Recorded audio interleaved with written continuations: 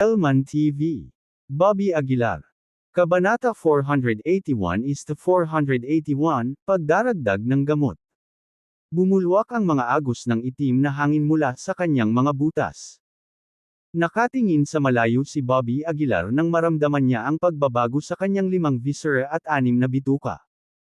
Sa sandaling ito, tila ang lahat ng pagdurusa at sakit sa mortal na mundo ay nagsimulang maglaho, at ang kanyang katawan ay humakbang sa ibang antas. Sa ngayon, 2 sinag ng liwanag ang sumabog mula sa mga mata ni Bobby Aguilar, at tahimik na nagbago ang kanyang lakas. Tumayo si Bobby Aguilar, hinuyam ang kanyang kamao, at mahinang sinabi, "Kapansin-pansing lumakas ang lakas ko, ngunit malayo pa ako sa pagiging half-step martial marquee."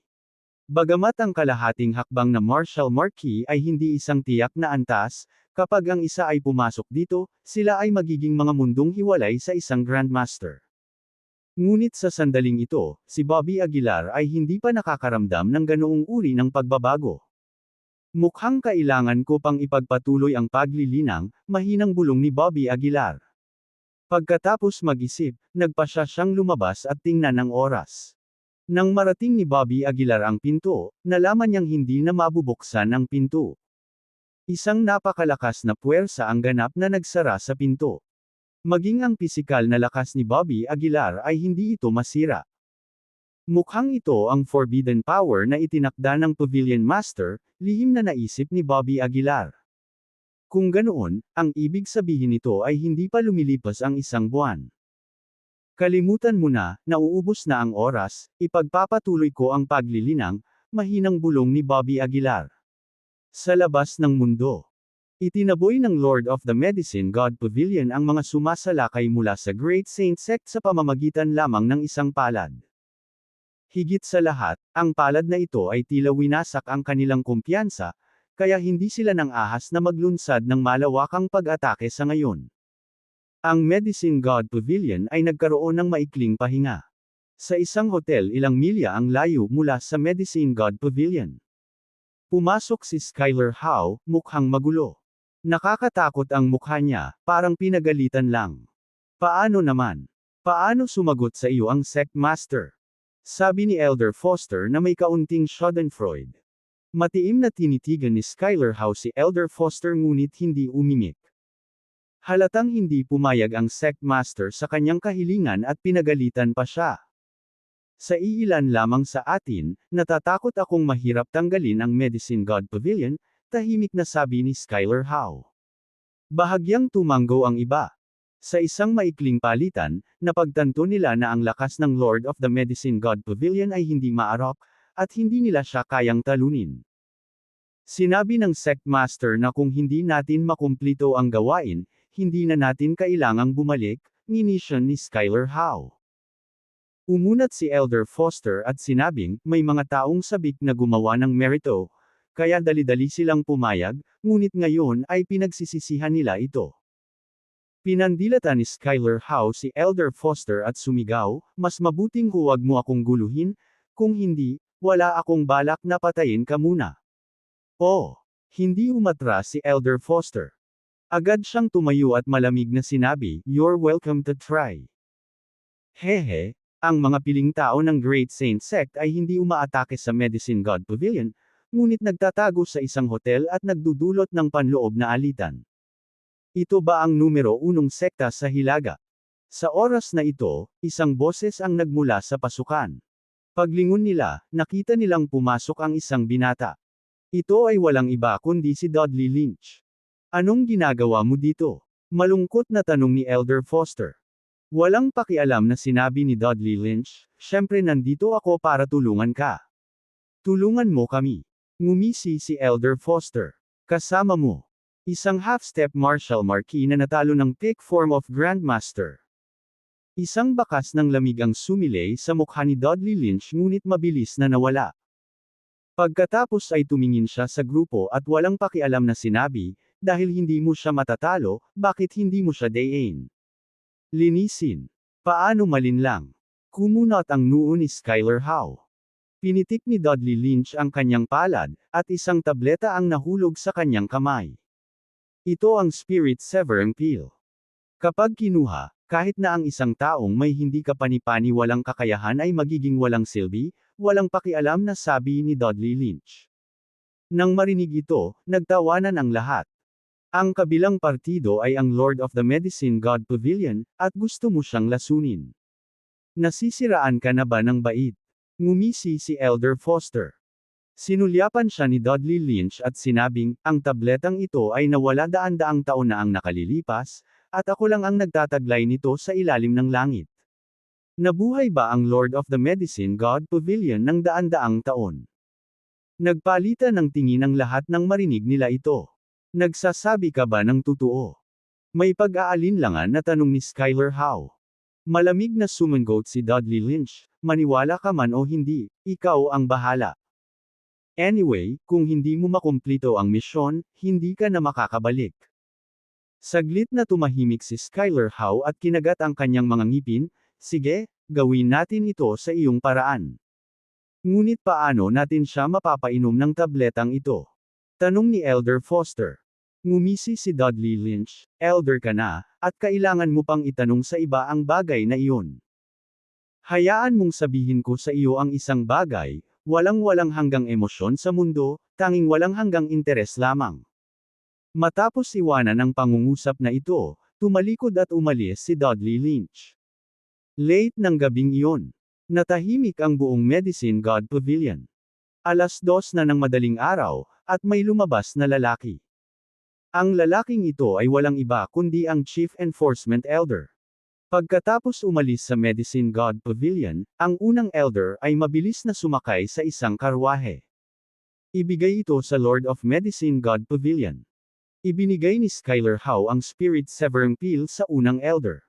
Pagkatapos uminom ng pill, sumimangot ang unang Elder, totoo ba ang ipinangako mo sa akin? Bahagyang ngumuso si Skylar Howe, ano sa tingin mo? Sa totoo lang, maraming maharlikang pamilya sa capital city ang hindi masaya sa kanya. Hindi mahalaga kung sino ang Panginoon ng Medicine God Pavilion, di ba? Hanggat natapos mo ang bagay na ito, ikaw ang susunod na Lord of the Medicine God Pavilion. May kahinaan ang mga tao. Ang unang Elder ay walang pakialam sa pera ngunit pinagnanasaan ang posisyon ng Pavilion Master. Uminom siya ng tableta at kinagat ang kanyang ngipin, fine. Gagawin ko. Kailangan mong tiyakin na kukunin niya ito, paalala ni Skylar Howe. Huwag mag-alala, ang Pavilion Master ay higit na nagtitiwala sa akin, sabi ng unang Elder. Pagkatapos uminom ng tableta, bumaba ang unang Elder sa karwahe. Medyo gusot ang mukha niya pero sa wakas nakapagdesisyon na rin siya. Kinaumagahan. Ang unang Elder ay personal na nagluto ng isang mangkok ng lugaw at inilagay ang Spirit Severing Pill sa sinigang. Ang Spirit Severing Pill ay walang kulay at walang lasa, agad na nawawala kapag inilagay. Binuhat niya ang mangkok ng lugaw at naglakad sa ilalim ng pavilion. Ang unang Elder lamang ang maaaring pumunta sa pavilion na ito nang hindi kailangang magulat. Gumawa siya ng malalim na paglukso at pumunta sa harap ng Pavilion Master. Lord Pavilion Master, mangyaring kumain ng sinigang. Inilagay ng unang Elder ang lugaw sa harap ng Pavilion Master. Sumulyap sa kanya ang Pavilion Master at mahinang sinabi, ilagay mo lang dyan. Huminga ng malalim ang unang Elder at nakangiting sinabi, Pavilion Master, ako mismo ang nagluto nitong lugaw at gumamit ng maraming pampalusog na halamang gamot. Masyado kang nagsisipag nitong mga nakaraang araw. Inumin mo itong lugaw habang mainit ito. Kabanata 482-482, ang ikalawang ekspedisyon ng dakilang sekta ng Santo. Habang nagsasalita, sinubukan ng unang Elder na panatilihin ang isang kalmadong kilos. Sa isang sulyap, walang mga depekto ang matukoy. Bukod dito, ang unang Elder ay ang taong pinagkakatiwalaan ng Pavilion Master, kaya tumanggo siya at kinuha ang mangkok ng lugaw. Ang kanyang mapupulang labi ay marahang hinahalikan ang gilid ng mangkok. Biglang kinabahan ang ekspresyon ng unang Elder. Hanggang sa dahan-daang nainom ng Pavilion Master ang lugaw ay nakahinga ng maluwag ang unang Elder. Panginoong Pavilion Master, mangyaring magpahinga ng mabuti. Sabi ng unang Elder habang pinupulot ang mangkok at yumuko. Hindi gaanong nagsalita ang Pavilion Master, tumango lang siya. Itinaas niya ang isang dyaryo sa kanyang kamay, nagbabasa ng hindi alam. Nang hindi nagtagal, kinuha ng unang elder ang mangkok at nagmamadaling tumalon pababa. Sa buong araw, nabahala ang unang elder. Ayon kay Elder Foster, ang Spirit Severing Pill ay hindi magdudulot ng anumang halatang sintomas pagkatapos inumin. Tanging kapag gumagamit ng kapangyarihan ng isang tao ay matutuklasan nila ang pagkawala ng inner strength sa loob ng kanilang katawan. Sa makatuwid, hindi umalis ang unang elder. Nang gabing iyon, isa pang late hour. Ang unang elder ay palihim na umalis sa Divine Alchemist Pavilion. Tinungo niya ang daan patungo sa dulo ng kalye at mabilis na gumapang sa isang sasakyan. Paano nangyari? Ginawa mo ba? Tanong ni Elder Foster. Tumango ang unang elder, oo, tapos na. Tumaas ang isang kilay ni Elder Foster, hindi mo naman kami sinusubukang linlangan, di ba? Nang marinig ito, isang bakas ng galit ang sumilay sa mukha ng unang elder. Malamig niyang sabi, huwag mong pagdudahan ang mga ginagamit mo, huwag mong gamitin ang mga pinagdududahan mo. Kung hindi ka naniniwala sa akin, maaari kang magpanggap na hindi ako dumating. Mabilis na sinubukang pakalmayin siya ni Skylar Howe na nakaupo sa tabi niya, habang nakangiti, unang elder, huwag kang magalit. Hindi na kailangang ibaba ang iyong sarili sa kanyang antas. Naniniwala kaming lahat sa iyo. Malamig na bumantong hininga ang unang elder, sinulyapan si Skylar Howe, tandaan mo ang ipinangako mo sa akin. Sumagot si Skylar Howe na may mahinang ngiti, ang aming Great Saint Sect, Capital City Martial Arts Association, at ang mga pangunahing aristokratikong pamilya ng Capital City ay umaasa na ang Divine Alchemist Pavilion ay maaaring manatili sa aming mga kamay. Ngayon, isa ka na sa amin. Nang marinig ito, bahagyang tumango ang unang elder, at pagkatapos ay lumabas ng sasakyan. Pagkaalis niya ay agad na nagdilim ang mukha ni Skylar Howe. Atake bukas. Ibagsak ang Divine Alchemist Pavilion. Malamig na sabi ni Skylar Howe. Maaga kinaumagahan. Normal ang lahat sa Divine Alchemist Pavilion. Walang nakakaalam na tahimik na paparating ang isang sakuna. Sa tanghali, nang sumikat ang araw sa kalangitan. Kapag ang isa ay dapat magsaya sa isang masayang tanghalian, ang Divine Alchemist Pavilion ay tumanggap ng isang grupo ng mga hindi inanyayahang bisita. Ang Pavilion Master ay nakahiga sa kanyang tamba-tamba, malapit ng umidlip. Sa pagkakataong iyon ay biglang bumukas ang kanyang mga mata. May darating. Nagsalubong ang mga kilay ng Pavilion Master. Sa sumunod na segundo, nakita niya ang Pavilion Master, tulad ng isang celestial na nilalang, na lumutang pababa mula sa tore. Sa plaza ng Divine Alchemist Pavilion. Nakatayo doon sina Elder Foster, Skylar Howe, at iba pa, tahimik na naghihintay. So, hindi ka pa rin sumusuko. Nang makita ang mga taong ito, bahagyang nanliit ang mga mata ng Pavilion Master. Si Skylar Howe ay humakbang pasulong at nginisyon, Lord of Medicine God Pavilion, kung handa kang sumuko ngayon, baka mas kaunti ang paghihirap mo. Nagtaas ng kilay ang Pavilion Master, sa inyo lang. Oo, sa amin lang. Ngumisi si Skylar Howe. Biglang sumabog ang kanilang aura. Ang malakas na presyon ng hangin ay agad na nagdulot ng mga bugzo ng hangin. Ito ang pangalawang beses na dumating ang Great Saint Sect para salakayin ang Divine Alchemist Pavilion. Kung ikukumpara sa huling pagkakataon, halatang tumaas ang kanilang kumpiyansa. Panginoong Pavilion Master. Ang unang elder at pangalawang elder ay nagmamadaling tumakbo. Sa isang nanlilisik na tingin, ang pangalawang elder ay sumigaw sa grupo, talagang walang hiya kayong mga tao, sa tingin ba ninyo ay madaling aibuli ang ating Divine Alchemist Pavilion? Ha ha ha.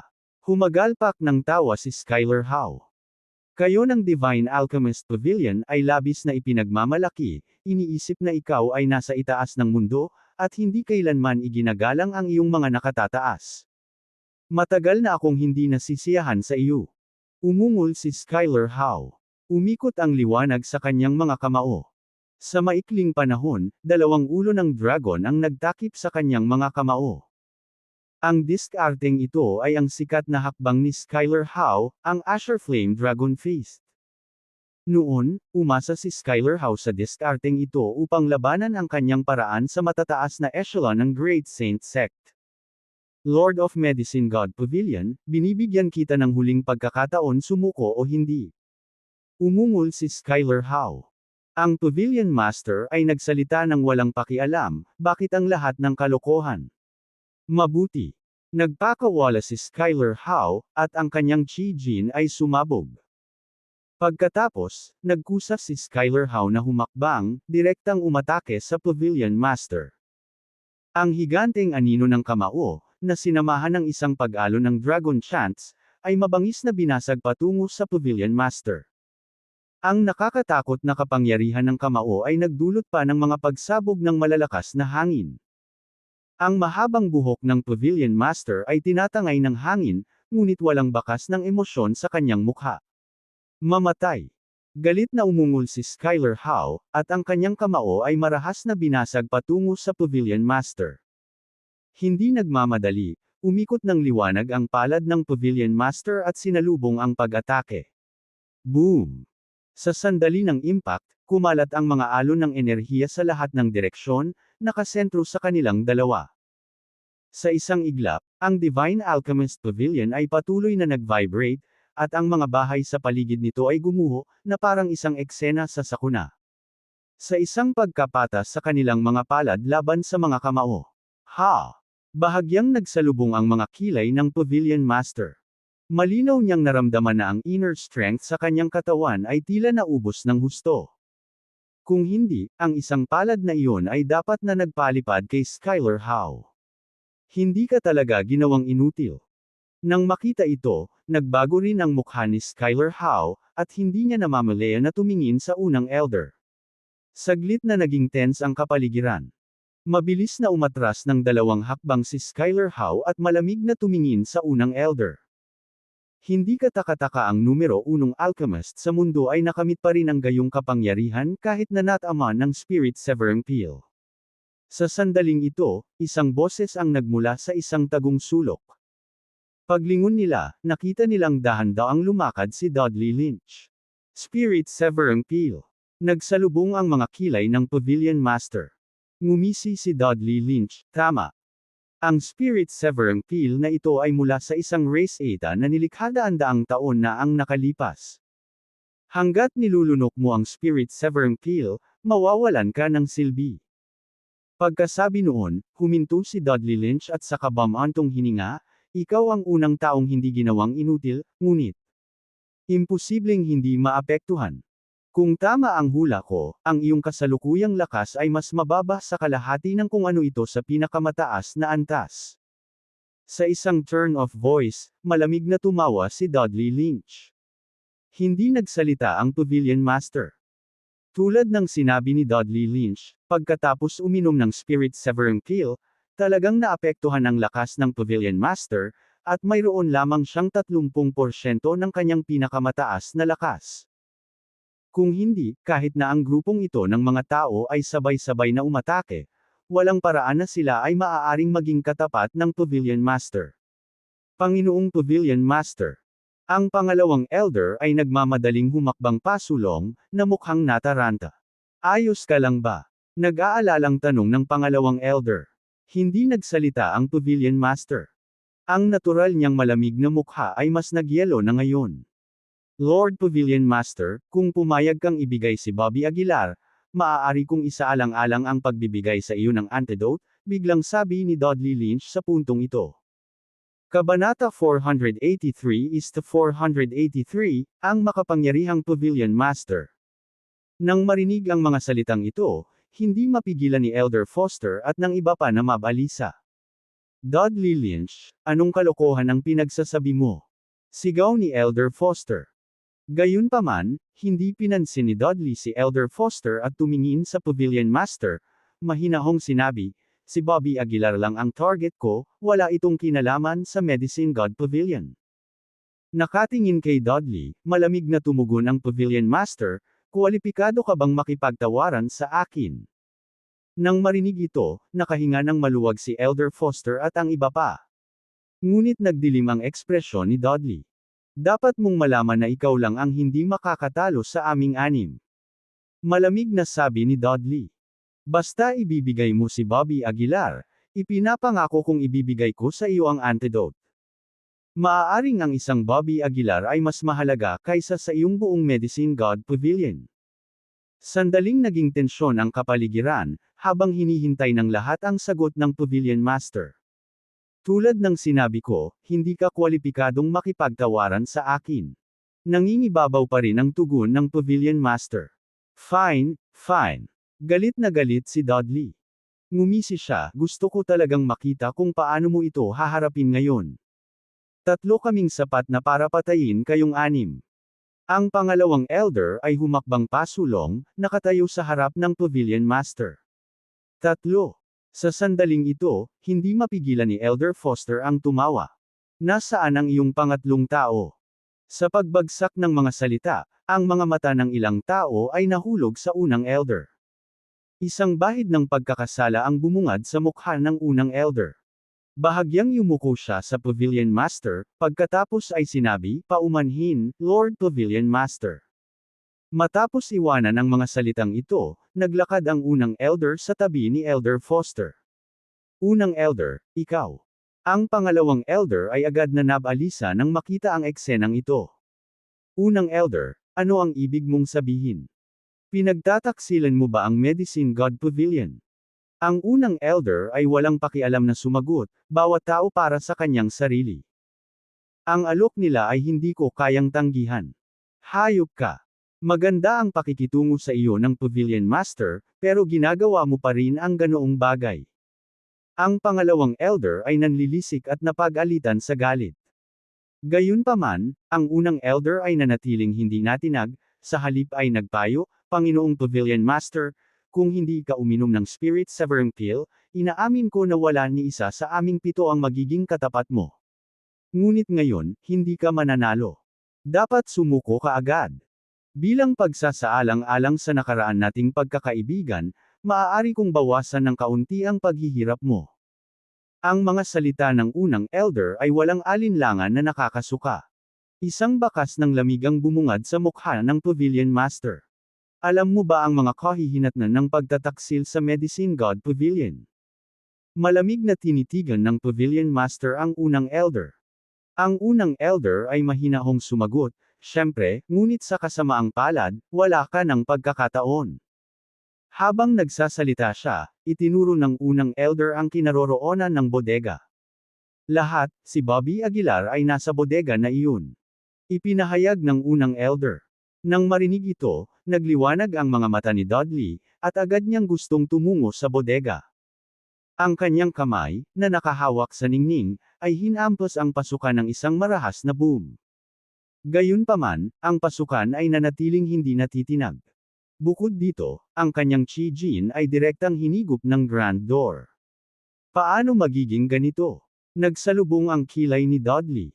Hindi na kailangang magmadali. Si Skyler Howe, na nasa tabi ni Dudley, ay mahinang tumawa. Kunin muna natin ang Pavilion Master of Medicine God Pavilion, pagkatapos ay dahan-daang buksan ang pintong ito. Pag-amin ni Dudley, bahagyang tumango bilang pagsang-ayon. Agad na natense ang kapaligiran habang nagsalpukan ang dalawang malalakas na aura sa sandaling iyon. Kahit na ang Pavilion Master ay uminom ng Spirit Severing Pill, ang kanyang aura ay napakalakas pa rin. Mahirap isipin na sa pag-inom ng Spirit Severing Pill, maaari pa ring magkaroon ng ganoong kapangyarihan ang isa. Hindi napigilan ni Dudley na mapabuntong hininga. Kung hindi dahil sa Spirit Severing Pill, natatakot ako na kaming 7 ay namatay sa kanyang mga kamay. Mataimtim na sabi ni Skyler Howe. Lahat, sabay na tayo. Bago ang mga salita ay bumagsak, si Skyler Howe ang unang kumilos. Hawak ang Asher Flame Dragon Fist, direkta niyang sinisingil ang Pavilion Master. Sa sandaling ito, kumilos din si Elder Foster at ang iba pa. Halika, kahit na mamatay tayo sa labanan ngayon, walang sinuman sa inyo ang makakahawak ng kahit isang buhok ng Pavilion Master. Ang pangalawang elder ay umungal, ang kanyang kalahating hakbang na martial marquee na kapangyarihan ay buo na. Ilang sinag ng liwanag ang direktang dumaloy patungo sa Pavilion Master. Walang makikitang emosyon sa mukha ng Pavilion Master. Ikinumpas niya ang kanyang mga kamay, at wala pang kalahating segundo, isang simbolo ng character fighting ang lumitaw sa hangin. Ang simbolo na ito ay nagmula sa Nine Mysteries of Daoist, misteryoso at hindi mahuhulaan. Kinailangan lamang ng Pavilion Master ng kalahating segundo para mabuo ang selyo. Boom! Habang bumangga ang ilang sinag ng liwanag sa karakter, isang nakakabinging pagsabog ang nangyari. Isang malakas na alon ang bumalot sa lugar, halos wasakin ang buong Medicine God Pavilion sa maikling sandaling iyon. Stomp, stomp, stomp. Si Skylar Howe, Elder Foster, at ang iba pa ay umatras ng ilang hakbang. Naramdaman din nila ang matinding pagpindot sa kanilang mga dibdib, na parabang ang kanilang 5 viscera at 6 na bituka ay nasa ilalim ng matinding epekto. Napakalakas, napakunot ang noo ni Skylar Howe. Mataimtim ding bumulong-bulong si Dudley, hindi ko maisip kung gaano siya katakot sa kanyang tuktok. Ang babaeng ito ay hindi simple. Ipauubaya namin sa iyo ang Pavilion Master, at haharapin ko ang pangalawang Elder, napatingin ang unang Elder sa iba at sinabi. Sige, tumango si Elder Foster. Pagkatapos, tinitigan nila ang Medicine God Pavilion Master na may mga seryosong mukha. Kumilos ka. Sa isang dumadagandong na sigaw, nagsimula ang ikalawang round ng opensa. Lumitaw ang mga makinang na ilaw sa kalangitan, habang ang ilang malalim at mahiwagang pamamaraan ay dumiretso sa Pavilion Master. Isang bakas ng gravity ang bumungad sa mukha ng Pavilion Master, habang siya ay bahagyang humahakbang, at ang mga purple lotuses ay biglang bumangon sa ilalim ng kanyang mga paa. Splash! Simula sa Pavilion Master, ang mga lotus ay kumalat sa lahat ng direksyon. Sa isang iglap, isang malakas na aura ang nabuo sa paligid niya. Sa pagitan ng langit at lupa, tila may puwersang hinihila papunta sa pormasayon. Ang bawat teknik na ginamit ng Pavilion Master ay tila kontrolado ng kanyang isip. Gamit ang purple lotuses sa ilalim ng kanyang mga paa, mahinahon niyang nilabanan si Dudley at ang mga diskarte ng iba habang nababalot ng kapangyarihan ng langit at lupa. Isang lilang kamay ang umabot mula sa pormasayon, malakas na sinampal si Elder Foster. Agad na napaatras si Elder Foster ng ilang hakbang, tumutulo ang sariwang dugo mula sa sulok ng kanyang bibig. Ang babaeng ito ay talagang nakakagamit ng espiritual na apoy upang palitawin ang kapangyarihan ng langit at lupa. Nag-flash sa isip ni Dudley ang paos na boses na iyon. Medyo malungkot ang mga ekspresyon ng bawat isa. Bagamat 30% na lang ng kanyang kapangyarihan ang natitira sa Pavilion Master, matigas pa rin siyang ngumunguya. Kung hindi dahil sa Spirit Severing Kill, baka hindi pa tayo kwalipikadong labanan siya. Hindi mapigilan ni Skylar na kiligin. Sa kanilang unang pagtatagpo, kung ang Pavilion Master ay hindi nagpigil, siya ay nauwi na lamang bilang isang meat paste. Anuman ang kailangan o ang presyo na dapat nating bayaran, dapat nating makuha itong Medicine God Pavilion Master. Pinunasan ni Elder Foster ang dugo sa gilid ng kanyang bibig, nagsasalita ng malamig. Ang ilang mga tao ay tumango bilang pagsang-ayon, habang ang kanilang mga aura ay mabilis na umakyat, nag-aayos sa pinakamataas na antas. Kabanata 484:484, nagsimula ang dakilang digmaan. Magsisimula na ang dakilang digmaan. Dumagundong ang kapaligiran sa ilalim ng kanilang magkasalunod na aura, at dahil sa Spirit Severing Kill, ang aura ng Pavilion Master ay medyo hindi matatag. Atake. Sa isang matinding dagandong, nagsimula ang ikatlong pag-atake. Inihayag ng lahat ang kanilang kakayahan sa alas. Hindi mabilang na mga pagkinang ang sumalubong sa araw at ang lugar ay agad na nagbago sa isang larangan ng digmaan. Umuungol na boom. Ang napakalaking ingay ay umakit ng madla. Maging ang mga ordinaryong tao na nakarinig tungkol dito ay dumating. Nakatayo sila sa di-kalayuan, pinapanood ang malaking digmaan na nangyayari. Ang Divine Alchemist Pavilion ay nakikipagdigma sa Great Saint Sect. 6 na individual ang umaatake sa isang Pavilion Master, walang hiya. Pumunta ka, Pavilion Master. Ang mga alon ng aura ay hamampas sa mga manunood, at bilang mga ordinaryong tao, hindi nila kayang tiisin ang gayong puwersa. Spurt. Ang ilang mga tao ay pisikal na nasaktan sa pamamagitan ng kahangahangang presyon, kahit na namamatay sa lugar. Ang Pavilion Master, na nakatayo sa plaza, ay bahagyang nakakunot ang kanyang mga kilay. Dahan-dahan niyang iniunat ang kanyang palad, at agad na nabuo ang isang harang sa kanyang kamay. Pagkatapos, itinulak ng Pavilion Master ang kanyang palad pasulong, at ang harang ay nawala, na tinakpan ang lahat ng mga nanunood. Sa sandaling ito, bigla kang nagmamalasakit sa mga insekto na iyon. Ngini siya ni Dudley Lynch. Lord of Medicine God Pavilion, minamaliit mo kami. Sigaw din ni Elder Foster. Sa gitna ng pag-uusap, naglunsad sila ng panibagong pag-atake. Sa loob ng pormasayon ng Pavilion Master, ginagamit nila ang kanilang panghabambuhay na lihim na kasanayan. Ang dakilang digmaang ito, mula tanghali hanggang hating gabi, ay hindi pa rin nagbunga ng malinaw na tagumpay. Ang makapangyarihang Pavilion Master, na nakatayo doon na parang Diyos, ay maaaring gamitin ang kapangyarihan ng langit at lupa sa isang pag-iisip lamang. Spurt. Isa pang lilang palad ang lumitaw. Direktang binasag ng palad na ito ang tadyang ni Skylar Howe. Damn it! Pinunasan ni Skylar Howe ang dugong tumutulo sa gilid ng kanyang bibig. Paano ito posible? Paano magkakaroon ng napakalaking pagkakaiba sa parehong ranggo? Hindi ito naiintindihan ni Skylar Howe.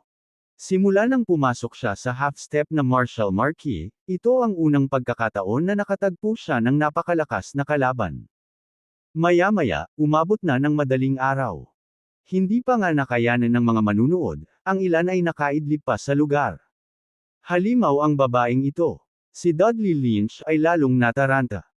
Una, nakatagpo niya ang napakapangit na si Bobby Aguilar at ngayon, nakatagpo niya ang isang dominanteng Pavilion Master. Nabasag nito agad ang kanyang marupok na ego. Sa di kalayuan, nagsimulang maglaho ang aura ng pangalawang elder. Nakahinga siya ng maluwag, umatras ng hakbang-hakbang sa ilalim ng matinding pag-atake ng unang elder. Smack! Ang palad ng unang elder ay marahas na dumapo sa dibdib ng pangalawang elder. Agad na lumipad palabas ang katawan ng pangalawang elder, kapansin-pansing lumubog ang kanyang dibdib. Nagluwa siya ng isang subo ng sariwang dugo. Dapat mong malaman na hindi ka katugma sa akin, ang unang elder ay dahan-daang humakbang pasulong, papalapit sa pangalawang elder sa lupa. Ang pangalawang elder ay tumayo mula sa lupa, kagat-kagat ang kanyang mga ngipin at sinabi, ano kaya? Kahit na ang buhay ko ay kabayaran, papatayin kita. Umiling ang unang elder, bakit ka mag-abala? Handa ka bang ailay ang iyong buhay para sa kanya? Ipinangako sa akin ng Great Saint Sect ang papel ng susunod na Lord of Medicine God Pavilion. Kung authorized ka, maaari kitang gawing Deputy Sect Master. Kung tayo ay magsanib puwersa, tiyak na mas mapapaningning natin ang Divine Alchemist Pavilion. Ang pangalawang elder ay pinunasan ng mga mantsa ng dugo, ngumisi, makipagsanib puwersa sa iyo hayop. Mas gugustuhin ko pang mamatay. Agad na nagbago ang mukha ng unang elder. Ang kanyang kamay ay pumukaw ng isang umiikot na aura at malamig na sinabi, dahil wala ka pang nalalaman, mamatay ka na. Boom! Magkadikit ang kanilang mga palad, ngunit halatang wala ng lakas ang pangalawang matanda. Pagkatapos nitong hampasin ng palad, malubhang nasugatan ang kanyang pisikal na katawan, at binasa ng sariwang dugo ang kanyang white robe. Ignorante tanga. Ang unang elder ay humakbang pasulong, na nakatingin sa pangalawang elder mula sa isang mataas na anggulo na ang kanyang mukha ay kasing lamig ng yelo. Mamatay. Ang sumunod na segundo, sa isang sigaw mula sa unang elder, inabot niya upang durugan ang pangalawang elder. Ang pangalawang elder ay nawalan ng kakayahang lumaban. Bumagsak siya sa lupa, nabaluktot ang mukha sa kawalan ng pag-asa. Sa sandaling ito, isang lilang liwanag ang hamarang sa harapan ng pangalawang elder. Tulog, tulog, tutok. Ang kislap ng liwanag na ito ay nagtulak sa unang elder paatras at pinatatag niya ang kanyang sarili pagkatapos na umatras ng ilang hakbang. Bago pa makapag-react ang unang elder, isang malaking purple na kamay ang nagunat, inabot ang pangalawang elder at inilipat siya sa gilid ng Pavilion Master. Sa oras na ito, ang aura ng Pavilion Master ay nagsimula ring magpakita ng mga palatandaan ng kawalang tatag. Ang karaniwang kalmadong Pavilion Master ay medyo kinakapos na sa paghinga. Panginoon ko, kasalanan ko ito. Tumingin sa kanya ang pangalawang elder, ang kanyang puso ay sumasakit na parang tinutusok ng mga kutsilyo at ang kanyang mukha ay basa ng luha. Umalis ka na. Ngunit malamig na sabi ng Pavilion Master. Ang pangalawang elder ay nag-alinlangan at sinabi, ano? Pumunta ka sa aking pavilion at huwag kang lalabas. Malamig na utos ng Pavilion Master. Ang pangalawang elder ay mukhang nag-aalala, siya ay sabik na sinabi, hindi kita maaaring iwanan. Sumimangot ang Pavilion Master at sinabing, tumigil ka na sa pagsasalita ng walang kaparirikan, go. Ikanaway niya ang kanyang malaking kamay, at isang lilang apoy ang bumalot sa pangalawang elder, bigla siyang itinapon. Ang mukha ng pangalawang elder ay naging sobrang pangit. May gusto siyang gawin, ngunit nalaman niyang wala siyang kapangyarihan. Ngayon, ang Pavilion Master ay kailangang harapin ng 7 half-step martial marquises. Kung siya ay nasa kanyang pinakamataas na kalagayan, walang problema. Ngunit sa 30% lamang ng kanyang kasalukuyang kapangyarihan, paano siya dapat tumugon? Bobby Aguilar. Kailangan mong magmadali. Tumingin ang pangalawang elder sa direksyon ng bodega, nagngangalit ang kanyang mga ngipin. Ang bodega ay tila ibang mundo. Kahit na ang labas ng mundo ay matinding labanan, ang bodega ay hindi naapektuhan at nanatiling tahimik na walang bahid ng ingay. Sa oras na ito, si Bobby Aguilar ay nasa closed-door cultivation sa loob ng 1 linggo. Ang kanyang aura ay kapansin-pansing tumaas, ngunit siya ay 1 hakbang pa rin mula sa pag-abot sa kalahating hakbang na yugto ng martial marquee. Tumutulo ang mga butil ng pawis sa noo ni Bobby Aguilar. Para sa ganoong pagsasanay, kahit na sa pamamaraan ng puso, siya ay bahagyang nalulula. Ngunit hindi siya nang ahas na magpahinga kahit 1 beses. Dahil dito, hindi niya maramdaman ang paglipas ng panahon at hindi niya alam kung ilang araw na lang ang natitira bago lumipas ang 1 buwan. Kailangan itong maging mas mabilis, kailangan itong maging mas mabilis. Nagsimulang mag-alala si Bobby Aguilar. Mabilis siyang bumantong hininga, inayos ang pag-iisip para kumalma. Pagkaraan ng hindi malamang tagal ng panahon, sa wakas ay kumalma si Bobby Aguilar, at ang aura sa loob ng kanyang katawan ay nagsimulang sumunod muli sa tamang landas. Sa labas, ang Great War ay tumagal na ng 3 buong araw. Ito na talaga ang pinakamatagal na labanan sa mga taong ito. Ang mga taong tulad ni Dudley Lynch ay malubhang nasugatan. Si Skyler Howe ay may bali sa ibabang paa at kalahati ng kanyang braso ay nabasag. Ang pinakakawawa ay si Elder Foster, kalahati ng kanyang mga buto sa mukha ay direktang nabali sa sampal ng Lord Pavilion Master, ito ay isang nakakatakot na tanawin. Hindi rin maganda ang kalagayan ni Lord Pavilion Master. Sa 30% lang ng kanyang orihinal na kakayahan, tinamaan din siya sa kanyang dibdib matapos ang paulit-ulit na pag-atake sa kanya ng 7 lalaki at bakas ang dugo sa kanyang labi. Ang pinakamahalagang bagay ay ang Spirit Severing Peel ay patuloy na nag-ferment sa kanyang katawan, na nagdulot ng ilang kaguluhan sa kanyang chi. Kabanata 485-485, isa pang half-step martial marquee. May bakas ng dugo sa puting nyebe na mukha ni Pavilion Master. Ngunit hindi siya nagpakita ng mga palatandaan ng pag-amin ng pagkatalo. Hawak pa rin ng kanyang singkit na mga mata ang pahiwatig ng paghamak. Hindi tayo maaaring magpatuloy ng ganito, malamig na sabi ni Dudley Lynch. Halos mapagod sila sa 3 araw na labanan. Kung patuloy silang ganito, mahirap sabihin kung sino ang mananalo o matatalo. Umalis muna tayo sa ngayon, sabi ni Elder Foster na may bakas ng sakit sa boses. Ang kanyang mga pinsala ay masyadong matindi. Na pinalipad ng Pavilion Master ng maraming beses, kalahati ng kanyang katawan ay nasa bingit ng pagbagsak. Nagpalitan ng tingin ang iba, tila sang-ayon sa proposal. Lord of Medicine God Pavilion, ang iyong reputasyon ay karapat-dapat, malamig na sabi ni Skylar Howe. Ngunit ang aming determinasyon na salakayin ang Great Saint Sect ay nananatiling hindi natitinag. Kahit na malakas ka, tiyak nakakalad ka rin ka namin pabalik sa amin. Lumapit si Elder Foster at malamig na sinabi, sa 3 araw, babalik tayo. Magkita tayo pagkatapos. Sa mga salitang iyon, nagkatinginan sila, tumalikod, at umalis.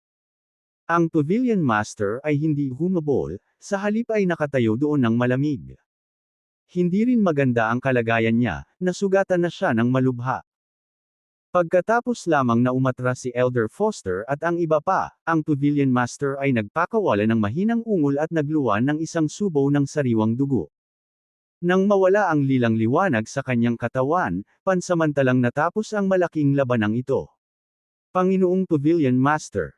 Nagmamadaling lumabas ang pangalawang elder. Mabilis na inilalayan ang Pavilion Master, sabik siyang nagtanong, Lord Pavilion Master, are you okay? Kinaweyan ng Pavilion Master ang kanyang kamay at sinabing, bumalik muna tayo. Umakyat ang dalawa sa pavilion.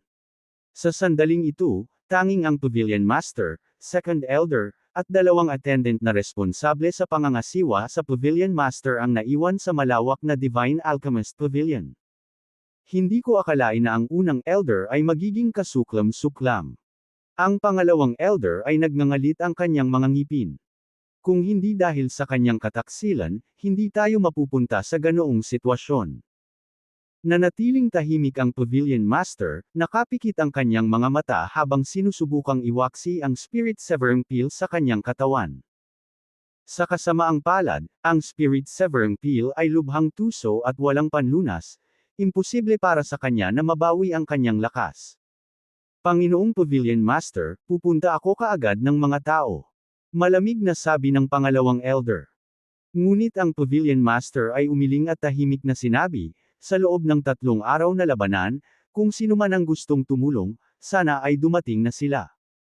Ang pangalawang elder ay natigilan sa katahimikan. Sa katunayan, ang labanan ay tumagal ng 3 buong araw, sino ang hindi makakaalam tungkol dito?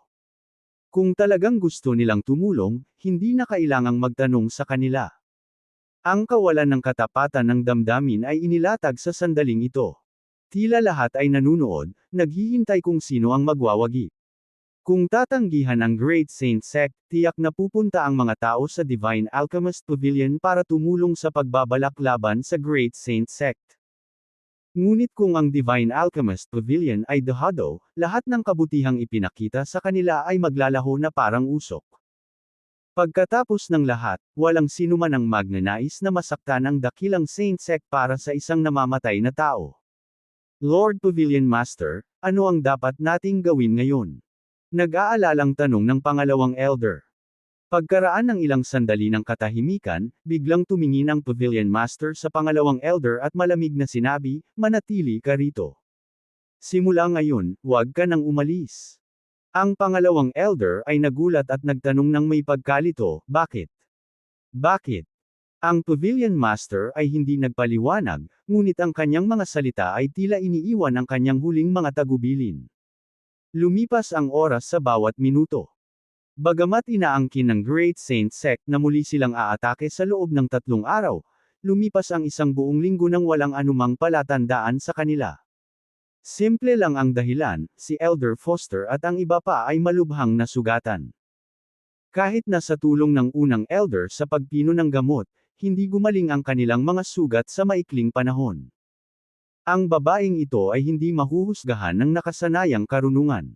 Malamig na sabi ni Elder Foster. Ngumisi si Dudley Lynch, kung tutuusin, siya ang Lord of Medicine God Pavilion, at ang Divine Alchemist Pavilion ay hindi pa naitatag sa loob ng mahabang panahon. Paano naging simple ang isang babaeng nagpasikat sa Divine Alchemist Pavilion sa maikling panahon? Iyon din ang disbentahan ng Divine Alchemist Pavilion. Dahil ang Pavilion Master ang nagtatag, ang Divine Alchemist Pavilion ay walang pundasyon. Kaya, hindi nila mahanap ang anumang minanang Dharma Treasures upang palayasin ang sinumang mga agresor, Umaasa lamang sa kakilakilabot na lakas ng Lord of Medicine God Pavilion. Kung hindi dahil sa Spirit Severance Kill, ang iilan sa atin ay malamang na hindi makayanan ang mga ito sa loob ng isang araw. Sabi ni Skylar Howe na may matagal na takot. Ngumisi si Elder Foster sa kanyang tagiliran, isang araw. I think you'd be dead the moment na nagkita kayo. Sinulyapan ni Skylar Howe si Elder Foster ngunit hindi ito nagsalita. Bagamat nag-aatubili siyang aminin, iyon ang katotohanan. Kapag gumaling na ang lahat mula sa kanilang mga pinsala, muli nating sasalakayin ang Divine Alchemist Pavilion. Utos ni Elder Foster. Nanatiling tahimik ang lahat, tila sumang-ayon.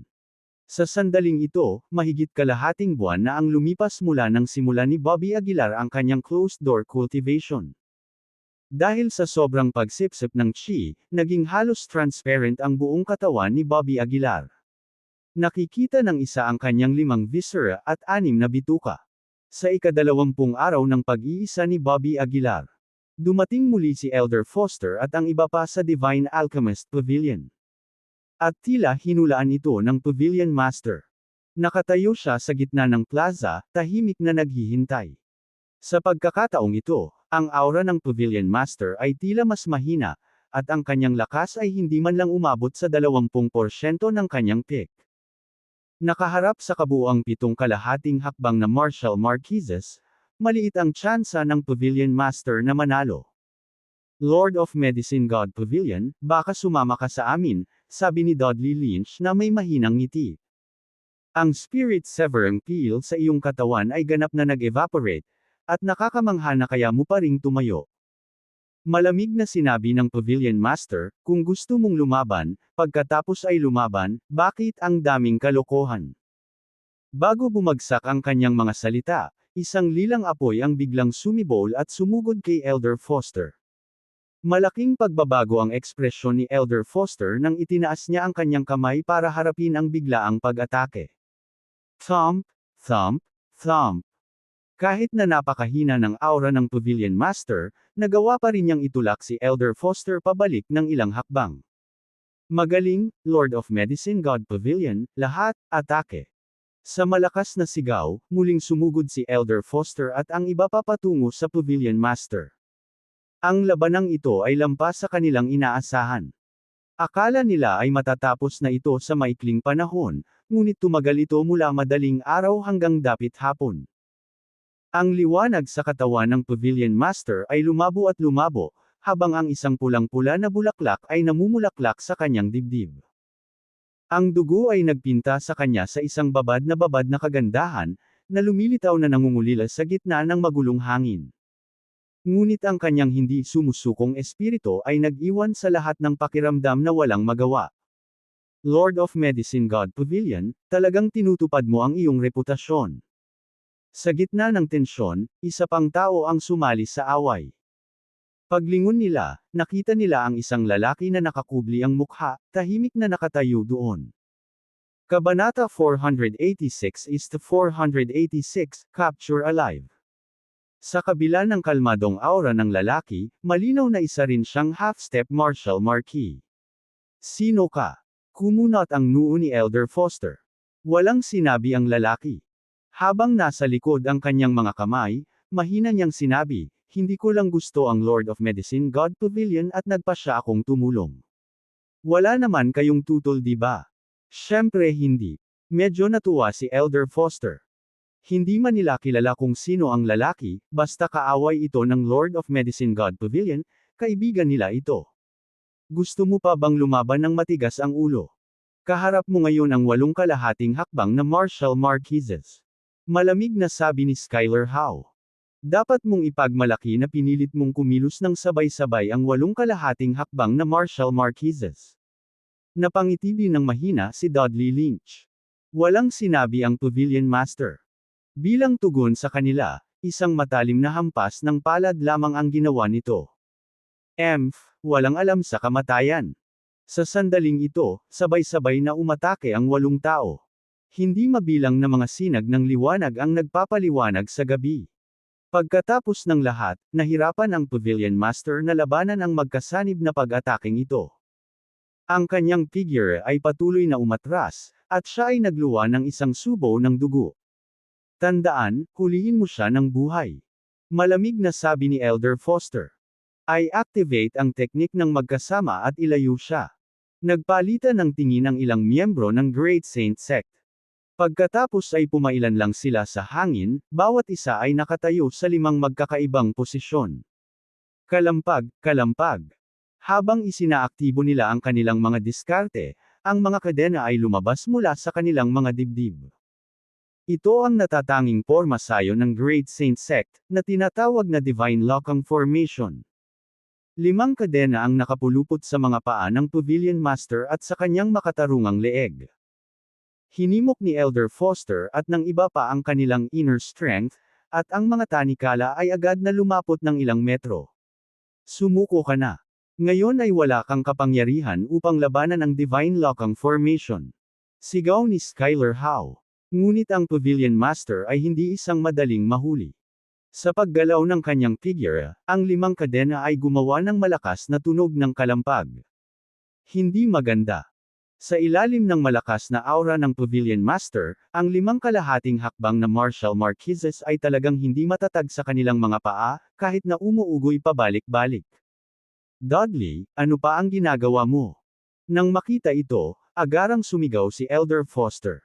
Humakbang si Dudley. Tumayo siya sa harap ng Pavilion Master at mahinang nagsabi, kung ibibigay mo si Bobby Aguilar, maibibigay ko pa rin sa iyo ang antidote ngayon. Habang sinasabi niya ito, sumulyap si Dudley kay Elder Foster at ang iba pa na nakabitin sa himpapawid, pagkatapos ay tumawa, hanggat nanimbalik ang iyong lakas, ang ilang hamak na isda ay walang kabuluhan. Gayunpaman, malamig na sinabi ng Pavilion Master, ilang beses mo gustong ulitin ko ang parehong mga salita. Nanlamig ang mukha ni Dudley, at ngumuso siya, kung gayon, huwag mo akong sisihin sa pagiging impolite. Bigla siyang gumawa ng mahabang espada mula sa manipis na hangin. Pagkatapos, naabot ang palad ni Dudley, at ang mahabang espada ay tumusok sa tiyan ng Pavilion Master. Puff! Sa wakas, hindi na nakayanan ng Pavilion Master na lubhang nasugatan. Lumuwa siya ng isang bibig ng dugo, ang kanyang mukha ay parang papel, at ang kanyang aura ay tila nalalanta sa sukdulan. Ang mga kadena ay unti-unting tumahimik. Si Elder Foster at ang iba pa na nakabitin sa hangin ay hindi napigil ang makahinga ng maluwag. Damn, para siyang psycho. Pinunasan ni Skylar Howe ang pawis sa kanyang noo, hindi na napigilan ang kanyang emosyon. Naubos na ng 8 kalahating hakbang na Martial Marquises ang kanilang lakas bago tuluyang nakuha ang Lord of Medicine God Pavilion. Susunod, haharapin natin si Bobby Aguilar. Malungkot na sabi ni Elder Foster. Bahagyang ngumiti si Dudley at sinabing, akin si Bobby Aguilar. Gusto ko siya mismo ang pumatay. Sa gusto mo. Walang emosyong sabi ni Elder Foster. Pagkatapos, naglakad si Dudley patungo sa bodega. Nakatayo sa pintuan ng bodega, nginisya ni Dudley, Bobby Aguilar, isang tulad mo ay hindi dapat nabubuhay sa mundong ito. Gusto mong humakbang sa kalahating hakbang na Martial Marquis Realm. Paumanhin, natatakot ako na hindi ka magkakaroon ng pagkakataon. Habang nagsasalita siya, isang nakakatakot na kapangyarihan ang nagmula sa palad ni Dudley, mabangis na dumudurog patungo sa pinto. Boom! Sa malakas na ingay na parang yumanig ang lupa, umalangaw ito sa halos buong river town. Gayunpaman, nanatiling hindi gumagalaw ang pinto ng bodega. Kumunot ang noo ni Dudley, at nagtanong, paano ito mangyayari? Muli niyang nilapit ang kanyang Chi-Jin at marahas na binasag ang pinto. Gayunpaman, ang pinto ay hindi pa rin nagpakita ng mga palatandaan ng paggalaw. Ang tigas nito ay higit pa sa kanilang mga imahinasyon. Ano, hindi ka man lang matalo kahit isang pinto? Ngumisi si Elder Foster. Ang kanyang figure ay kumikislap, pagdating sa harap ng pinto. Pagkatapos, pinaandar niya ang kanyang diskarte at hinampas ang pinto. Ngunit ang resulta ay pareho. Hindi gumagalaw ang pinto. Kahit anong makapangyarihang pamamaraan ang kanilang ginamit, hindi nila maalog ang pinto kahit kaunti. Paano ito? Mukhang hindi masaya ang mga mukha ng karamihan. Alam nilang half-step Martial Marquises sila. Ang 8 kalahating hakbang na martial marquises ay hindi makabasag ng pinto, at kung may lumabas na salita, ito ay magiging isang katatawanan. Anong nangyayari? Malamig na tanong ni Dudley sa kanyang puso. Ang Lord of Medicine God Pavilion ay nag-set up ng Forbidden Power. Ang Forbidden Power na ito ay gumagamit ng Daos techniques, na kumukuha sa kapangyarihan ng langit at lupa. Sa iyong mga kakayahan, imposibleng masira ito, ang namamaos na boses na iyon ay umalangaw sa isip ni Dudley. Sumimangot si Dudley, wala na ba talagang paraan? Hehe, meron. Subukan ko, baka may pagkakataon. Sabi ng namamaos na boses. Nanlamig agad ang mukha ni Dudley. Malamig siyang tumingin sa unang elder at nagtanong, kaya paano bubuksan ng isang tao ang pintong ito? Paano ko malalaman ang mga pamamaraan ng Lord Pavilion Master? Iritadong sagot ng unang elder. Sige. Sa puntong ito, ikinaway ni Elder Foster ang kanyang kamay. Sinulyapan niya ang walang malay na Pavilion Master at ngumisi, hanggat ang Lord of Medicine God Pavilion ay nasa ating mga kamay, maaari pa ba tayong mag-alala na hindi natin mabuksan ang pintong ito? Ibalik mo muna siya sa Great Saint Sect, at dahan-dahan siyang tanungin sa oras na iyon. Bagamat medyo nag-aatubili si Dudley, walang ibang pagpipilian sa ngayon. Umalis ang grupo sa Medicine God Pavilion. Sa tuktok ng pavilion, mapula ang mukha ng pangalawang elder. Lord Pavilion Master, lumuhad siya sa lupa, tumulo ang luha sa sakit sa kanyang mukha. Pagkaraan ng hindi malamang tagal, pinunasan ng pangalawang elder ang kanyang mga luha at tumayo mula sa lupa. Sinabi ng Lord Pavilion Master na hanggat lalabas si Bobby Aguilar, magkakaroon ng pagbabago. Tumingin ang pangalawang elder sa direksyon ng bodega. Inaasahan na ng Pavilion Master na siya ay mahuhuli ng buhay, kaya naghanda na siya ng maaga. Bobby, kailangan mong maging mas mabilis, mas mabilis. Pinunasan ng pangalawang elder ang kanyang mga luha. Kabanata 487-487, Pavilion Master at Joshua Hess sa lungguhit isa. Mabilis na kumalat ang balita ng Lord of Medicine God Pavilion na inalis ng wala sa oras. Talagang natalo ang Lord of Medicine God Pavilion, sayang. Sa pagkakaalam ko, sa araw na iyon, kinubkob ng 8 kalahating hakbang na martial marquises ang Medicine God Pavilion. Ang Pavilion Master ay nakatiis sa kanilang lahat sa kanyang sarili, hindi kailanman ginamit ang kanyang pagpatay na hakbang. Kung hindi, kung sino ang mananalo o matatalo, mahirap sabihin. Hindi lamang iyon, narinig ko na ang Pavilion Master ay tila nalasan at hindi maipakita ang kalahati ng kanyang pinakamataas na lakas. Hindi ko inaasahan na sa malawak na koneksyon ng Medicine God Pavilion, walang isang tao ang dumating upang tumulong pagdating sa isang krisis. Ang lahat ay nag-uusap, na nagpapahayag ng kanilang panghihinayang para sa Medicine God Pavilion. Ngunit alam nilang lahat sa kanilang mga puso na kung mas malakas ang lakas, mas mataas ang posisyon. At kung mas mataas ang posisyon, mas mahalaga ang mga interes. Sa kanilang mga mata, wala nang emosyong mapag-uusapan. Dakilang Saint Sect. Ang Pavilion Master ay dahan-daang nagising pagkatapos ng hindi malamang tagal ng oras. Siya ay ikinulong sa piitan ng Great Saint Sect na napapalibutan ng kadiliman. Gayunpaman, ang mukha ng Pavilion Master ay nakakagulat na kalmado, walang bahid ng gulat. Sa sandaling ito, isang boses ang nagmula sa labas. Sa isang sulyap, makikita si Elder Foster na palihim na pumasok. Gising ka na. Nang makita ang gising na Pavilion Master, hindi mapigilan ni Elder Foster ang mapangiti. Hehe, di ba napakayabang mo? Paano ka naging bilanggo ngayon? Sumandal si Elder Foster, patuloy na nanunuya.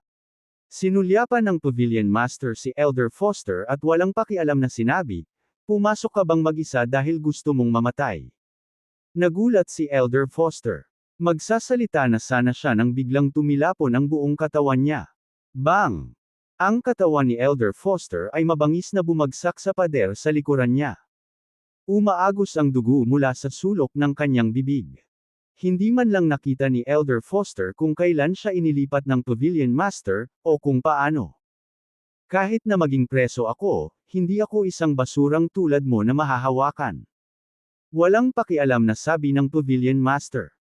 Pinunasan ni Elder Foster ang dugo sa gilid ng kanyang bibig, galit na sinabi, ano ba ang dapat mong ipagmalaki?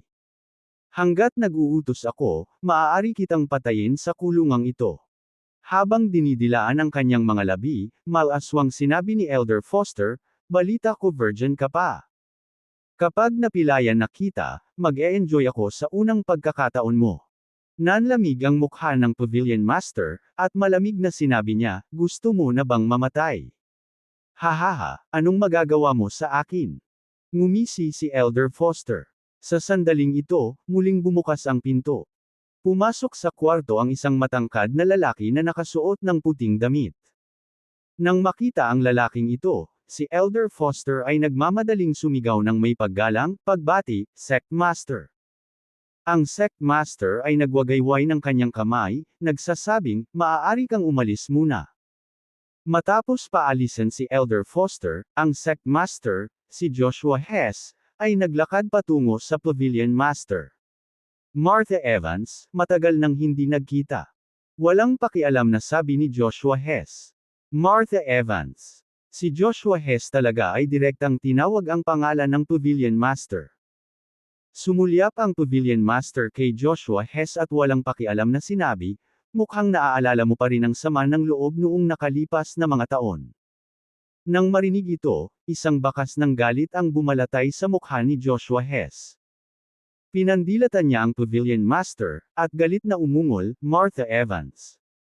Kung hindi dahil sa iyo noon, hindi ako nabawasan sa ganitong estado. Dahil sa iyo, hindi ko kayang magkaroon ng sariling anak. Walang pakialam na sinabi ni Martha Evans, iyan ay dahil sa basura ka. Basura. Ngumisi si Joshua Hess. Ngayon, isa na akong bagong promote na Marshal Marquis. At ikaw, naging bilanggo ka. Hindi naman nagalit si Martha Evans, tinaas niya ang kanyang kilay at sinabing, sa tingin mo ba wala akong pagkakataong pumasok sa Marshal Marquis? Nagulat si Joshua Hess, kumunat ang noo niya at nagtanong, what do you mean? Walang pakialam na sinabi ni Martha Evans, hindi ko kailangang magpaliwanag sa iyo. Ang kanyang saloobin ay malinaw na ikinagalit ni Joshua Hess. Naging bilanggo ka na, at nang ahas ka pa ring maging napakayabang. Naikuyom ni Joshua Hess ang kanyang mga kamao at sinabi, gusto kong makita kung hanggang kailan ka maipagmamalaki. Bahagyang ngumiti si Martha Evans, sige, gusto kong makita kung kailan ka magkakaroon ng sarili mong mga anak. Nanigas ang katawan ni Joshua Hess, at malamig siyang sumangot. Tumingin siya sa mga bantay sa tabi niya at sinabi, mula ngayon, walang pagkain o tubig para sa kanya. Oo. Sigaw ng dalawang guard. Lumipas ang oras at lumipas ang 3 araw sa isang kisap mata. At si Bobby Aguilar ay nasa closed-door cultivation sa buong 27 araw. 3 araw na lang ang natitira bago lumipas ang 1 buwan. Sa ilang araw na ito, ang unang elder ay nakakagulat na kinuha ang Medicine God Pavilion, at pampublikong inangkin ang kanyang sarili bilang bagong Pavilion Master. Hindi lang iyon, ipinatawag niya ang lahat ng alchemist na orihinal na nakalib pabalik sa Pavilion. Nakatayo sa plaza ng Medicine God Pavilion habang nasa likod ang kanyang mga kamay, ang unang elder ay nasa mataas na espiritu. Sa ibaba niya ay 12-dosenang mga Medicine God Pavilion alchemist. Mula ngayon, ako na ang bagong Pavilion Master of Medicine God Pavilion, walang pakialam na sabi ng unang elder. Nagkaroon ng katahimikan sa ibaba, at walang nagsasalita. Ang unang elder, medyo hindi nasisiyahan, ay nagsabi, ano, hindi mo ba ako narinig? Kailangan mo bang ulitin ko? Unang elder, pinagtaksilan mo na si Lord Pavilion Master. Bakit ka pa nakatayo dito, sinasabing ikaw ang bagong Pavilion Master? Tama, kinikilala lang namin si Lord Pavilion Master. Namula ang mukha ng unang elder, at malamig niyang sinabi, ano, kapag nawala si Martha Evans, hindi na umiral ang Medicine God Pavilion. Ang Medicine God Pavilion ay nilikha ng mag-isa ni Lord Pavilion Master, hindi ito mahuhulog sa mga kamay ng isang kasuklam-suklam na taong tulad mo. May umuungal mula sa ibaba. Nang marinig ang mga salitang ito, nagalit ang unang elder. Agad naman siyang nagtaas ng kamay at sumampal. Bitik. Sa sampal na iyon, sumabog ang ulo ng alchemist na parang pakwan. Ang unang elder ay humarap sa mga tao at malamig na sinabi, "May mga sumasalungat pa ba?" Nagkaroon ng katahimikan sa ibaba, at walang nang ahas na magsalita. Unang elder, hinihiling kong umalis sa Medicine God Pavilion. Sa sandaling ito, isang binata ang tumayo. Hinampas niya ang token sa kanyang baywang sa lupa. Aalis na rin ako. Aalis na rin ako. Sa ilang sandali, halos lahat ng alchemist ay naglabas ng kanilang mga token at pinagdurog-durog ang mga ito. Ang unang elder ay nanginginig sa galit. Siya ay umungal, "Kung sino man ang maglakas loob na umalis, papatayin ko sila." Ano, wala ba tayong karapatang umalis? Saway ng isang taga-ibaba.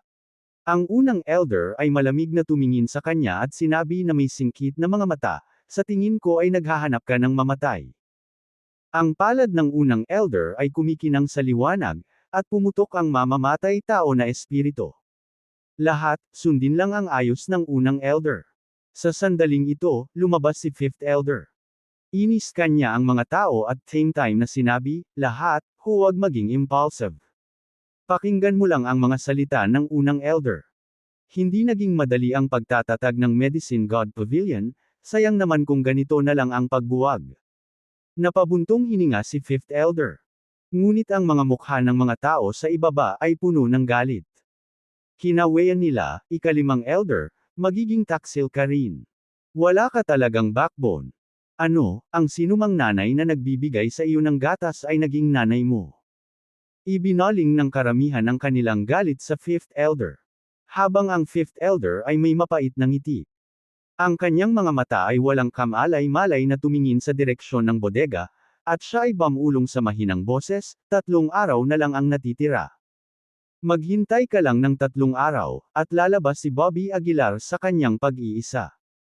Kabanata 488 is to 488, lumitaw si Bobby Aguilar. Isa. Ang fifth elder ay patuloy na nagkalkula ng oras. Alam na alam niya na kung talagang aalis ang mga alchemist na ito, ang Divine Alchemist Pavilion ay ganap na mabubuwag. Ito ang maingat na pagsisikap ni Lord Pavilion Master. Sa makatuwid, mas gugustuhin ni fifth elder na dalhin ang kahihiyan at panatilihin ang mga alchemist na ito dito. "Maganda ang ginawa mo," tinapik ng unang elder ang balikat ng fifth elder. Nanatiling tahimik si fifth elder. Bagamat pareho silang matatanda, ang unang elder ay ang law enforcement elder, isang kinatawan ng kapangyarihan, hindi isang bagay na maaari niyang labanan. Kahit na ang mga alchemist ay pansamantalang nanirahan, hindi nila tunay na kinikilala ang unang elder sa kanilang mga puso. Sa ibabaw ng Pavilion Master Building, ang unang elder ay tumalon sa isang pagtalon. Nakaupo siya sa posisyong dating inookupahan ng Pavilion Master, marahang hinahaplos ang silya ng baging, bakas sa mukha niya ang hindi masabi na kasiyahan. Ganito ba ang pakiramdam ng pagiging Pavilion Master? Ang unang elder ay nakaupo sa tamba-tamba, nakatingin sa malayo at walang pakialam na sinabi. Nakaupo dito, matatanaw ng isa ang buong River Town. Ang pakiramdam ng pagiging mataas sa itaas ay naging dahilan ng pagkawala ng unang elder sa sarili sandali. Habang nakaupo dito ng mahabang panahon, tumalikod ang unang elder at naglakad palabas. Nagpunta siya hanggang sa isang side room ng Divine Alchemist Pavilion. Ang lugar na ito ay ang confinement room ng Divine Alchemist Pavilion, ngunit ngayon ito ay naging bilangguan para sa pangalawang elder. Hindi ka pa ba nakakapag-isip? Ang unang elder ay tumingin sa nababalot ng dugo na pangalawang elder at sinabing walang pakialam. Pinandilatan siya ng pangalawang elder, nagngangalit ang kanyang mga ngipin at sinabing, "Ikaw na taksil, hindi ka tao, ikaw ay isang hayop. Labis ang tiwala sa iyo ng Pavilion Master, ngunit gumawa ka ng ganoong pagkakanulo, hindi ka mamamatay ng isang mabuting kamatayan." Hindi nagalit si unang elder. Tumawa siya ng mahina at sinabing, "Nasa nakaraan na si Martha Evans. Simula ngayon, ako na ang Lord of Medicine God Pavilion. Nararanasan mo ba ang lahat ng problemang ito para sa isang taong nasa nakaraan na? Worth it ba?" Ngumisi ang pangalawang elder na may malamig na ngiti, huwag masyadong mayabang. Malapit nang lumabas si Bobby Aguilar. Kapag lumabas na siya, tapos ka na. Tumawa ng malakas ang unang elder, sa tingin mo matatakot ako sa kanya. He's nothing more than a favored lowlife, how could he be my match? Kinagat ng pangalawang elder ang kanyang mga ngipin at sinabing, hanggat si Bobby Aguilar ay tumuntong sa kalahating hakbang na Marshall Marquee Realm, tiyak na mapapahamak ka. Talaga. Inaasahan kong masaksihan ito, sabi ni First Elder na may nakakatakot na ngiti. Bibigyan pa kita ng isang gabi para pag-isipan ito. Kung matigas pa rin ang ulo mo, huwag mo akong sisihin sa pagiging impolite. Matapos iwanan ang mga salitang ito, ang unang elder ay tumalikod at umalis. Sa ilang araw na ito, sinubukan din ng unang elder na buksan ang pinto ng bodega, ngunit sa kasamaang palad, nabigo siya. Sa desperasyon, naisipan niyang humingi ng tulong. Noong una, gusto niyang humingi ng tulong sa Great Saint Sect, ngunit sa pag-iisip, hindi ba may 10 half-step na Marshall Marquee malapit sa Divine Alchemist Pavilion? Hanggat sila ay nasa paligid, si Bobby Aguilar ay walang duda. Kaya, agad na natagpuan ng unang elder ang kalahating hakbang na Marshall Marquee mula sa Halcrone Sect, at mabilis na naabot ng 2 panig ang isang kooperasyon. Sa sandaling lumitaw si Bobby Aguilar, ang 10 kalahating hakbang na Marshall Marquee ay agad na papasok sa Divine Alchemist Pavilion at aalisin si Bobby Aguilar.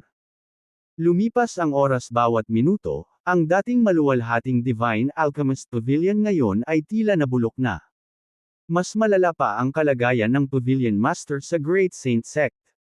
Ilang araw nang hindi umiinom ng tubig, nawala ng kulay ang kanyang mga labi.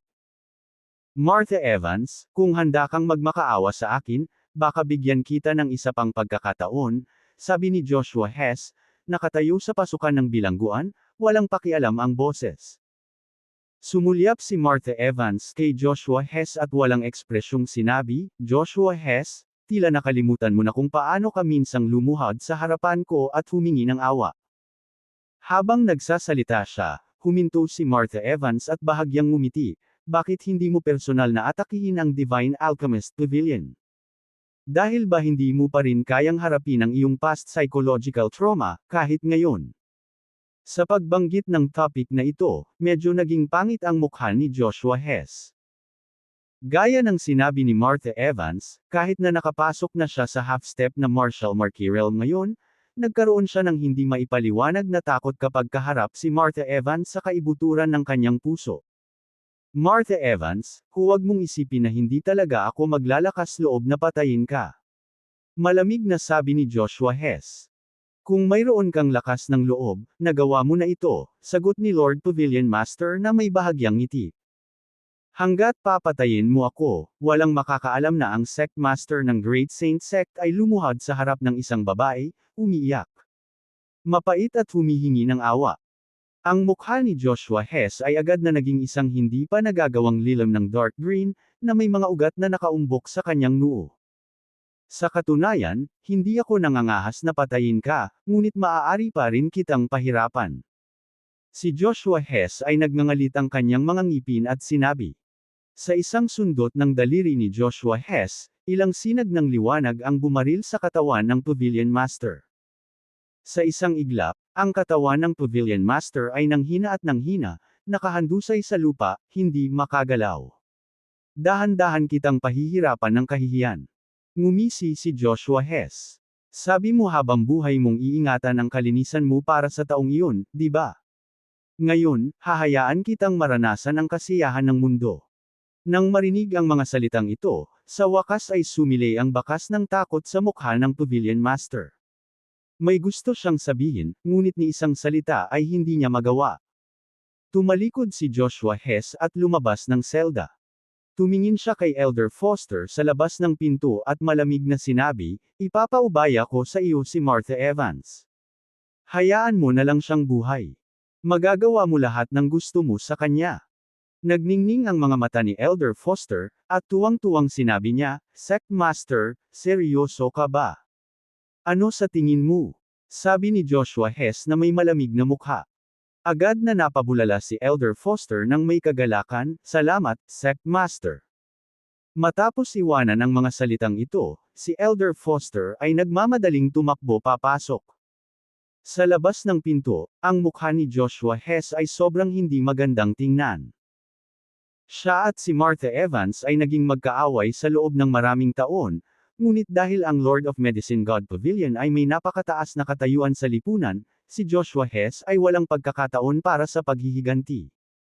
Sa pagkakataong ito, sa wakas ay sinamantala na niya ang pagkakataon. Sa selda, excited na tumakbo si Elder Foster patungo sa Pavilion Master. Lahat ng tao ay may pagnanais na manakop, at si Elder Foster ay walang pagbubukod. Sa pagharap sa isang malakas na babae tulad ng Pavilion Master, ang baluktot na kasiyahan sa kanyang puso ay halos himatayan siya. "Panginoon ng Medicine God Pavilion. Darating ako." Sigaw ni Elder Foster, pagkatapos ay sumugod patungo sa Pavilion Master. Maya-maya pa ay biglang bumukas ang pinto ng selda. Pumasok ang tatlong lalaking nakasuit at leather shoes. Kumunot ang noo ni Elder Foster at nagtanong, "Sino ka?" Malamig na sinabi ng kabilang partido, "Mga tao ng Capital City Martial Arts Association. Isasama namin si Martha Evans." Natigilan si Elder Foster, pagkatapos ay medyo nag-aatubili na sinabi, Maaari ka bang maghintay sandali? Tapusin ko muna ang ginagawa ko. Gusto mo bang mamatay?" Malamig na sabi agad ng tatlong lalaki. Nagbago ang mukha ni Elder Foster. Bagamat ayaw sa puso niya, tumabi lang siya. Divine Alchemist Pavilion, Storage Room. Unti-unting nanigas ang malakristal na katawan ni Bobby Aguilar. Ang mga hibla ng liwanag ay nagmula sa lahat ng direksyon, sa kalaunan ay nagtatagpo sa kanyang katawan. Sa sandaling ito, nagsimula na ring magbago ang kanyang dantian. Ang kanyang espiritual na kapangyarihan ay lumago ng husto sa sandaling ito. Ang kanyang laman ay natatakpan ng patong na patong ng gintong liwanag. Ang gintong liwanag ay patuloy na kumalat sa katawan ni Bobby Aguilar.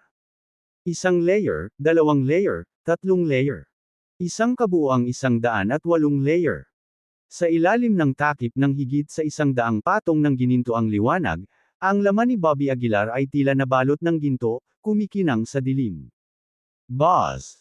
Ang liwanag ng katawan ni Bobby Aguilar ay sumabog mula sa loob, at hindi nagtagal, dahan-daang bumalik ang kanyang katawan sa orihinal nitong estado.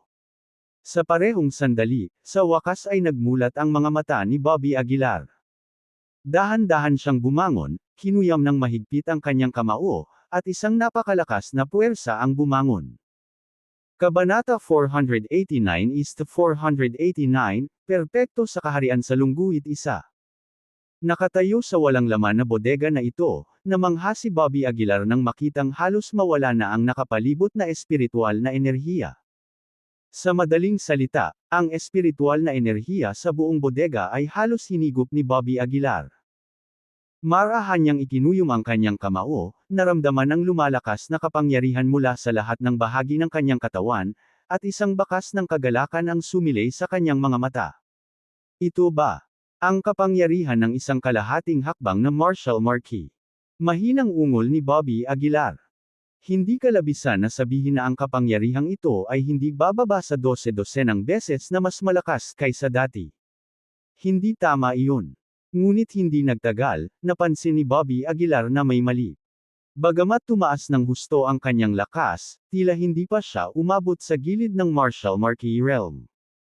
Bagamat ang kalahating hakbang na martial marquee realm ay hindi isang malinaw na tinukoy na kaharian, dapat na maramdaman ng isa ang kapangyarihan ng isang tunay na martial marquee at malampasan ang Grandmaster realm. Gayunpaman, naramdaman pa rin ni Bobby Aguilar na siya ay nasa loob ng Grandmaster realm. Sa kabaligtaran, hindi niya maramdaman ang martial marquee realm. Pwede bang nasa Grandmaster realm pa rin ako? Kumunot ang noo ni Bobby Aguilar. Ngunit ang aking lakas ay talagang nadagdagan ng 12 dosenang o kahit 100 beses. Huminga ng malalim si Bobby Aguilar. Sa sandaling iyon, tila may naisip si Bobby Aguilar. Nanliit ang kanyang mga mag-aaral habang siya ay bumubulong, pwede ba? Ang ganap na lakas ng Inner Grandmaster Realm. Ang posibilidad na makamit ang larangang ito ay napakababa, na may posibilidad na mas mababa sa 0.001%. Ngunit may mga alingaw na ang mga nakarating sa Consummate Inner Strength Grandmaster Realm sa tuktok ng kanilang cultivation ay itinuturing na sobrang talento. Bagamat ang kanilang paglilinang sa hinaharap ay mapupuno ng mga hamon, kapag nakamit na nila ang kadakilaan, sila ay walang kapare sa mundo. Upang masira ang Consummate Inner Strength Grandmaster Realm, kailangan ng isang tiyak na pagkakataon. Halimbawa, isang partikular na peel o isang mahimalang pagtatagpo. The Consummate Inner Strength Grandmaster Realm. Mahinang ungol ni Bobby Aguilar. Tila may manipis na linya na naghihiwalay sa kanya mula sa kalahating hakbang na Martial Marquee Realm. Ngunit ramdam ni Bobby Aguilar ang nakakaaliw at nakakatakot na kapangyarihan sa loob ng kanyang katawan. Ang kapangyarihang ito ay tiyak na hindi mas mahina kaysa sa isang ordinaryong half-step na Martial Marquee, at mas malakas pa. Ang ganap na Inner Strength Grandmaster Realm ay sapat na. Malamig na sabi ni Bobby Aguilar.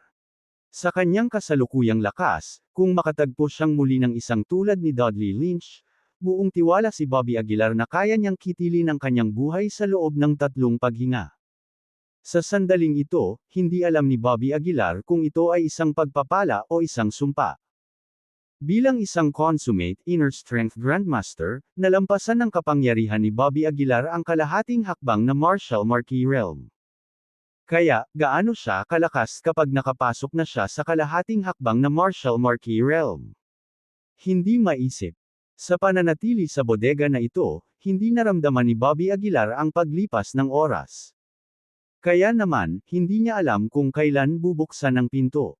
Ang pinto ay hindi mabuksan sa pamamagitan ng malupit na puwersa, kaya si Bobby Aguilar ay naghintay lamang. Naka-cross-legged siya sa lupa, naghahanap sa kanyang minanang mga alaala upang makahanap ng paraan upang masira ang Consummate Inner Strength Grandmaster Realm. Hindi nagtagal, ilang alaala ang pumasok sa isip ni Bobby Aguilar. Isang tableta na tinatawag na Reincarnation Pill ang lumitaw sa kanyang mga mata. Ang Reincarnation Pill ay nangangailangan ng 5,000 taong gulang na halamang gamot, 3 demonic beast cores, at 8,000 taong gulang na halamang gamot. Nang makita ang formula na ito, nanlaki ang mga mata ni Bobby Aguilar sa hindi makapaniwala. Ang formula na ito ay sadyang masyadong mapangahas. Hanggang ngayon, si Bobby Aguilar ay hindi pa nakakita ng anumang 5,000 taong gulang na halamang gamot.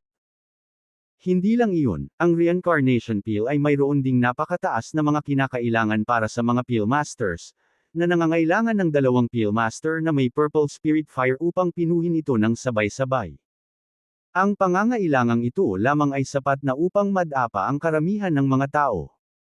2 Pill Master na may Purple Spirit Fire. Sa kabutihang palad, si Lord Pavilion Master ay mayroon ding Purple Spirit Fire. Lihim na nag-isip si Bobby Aguilar.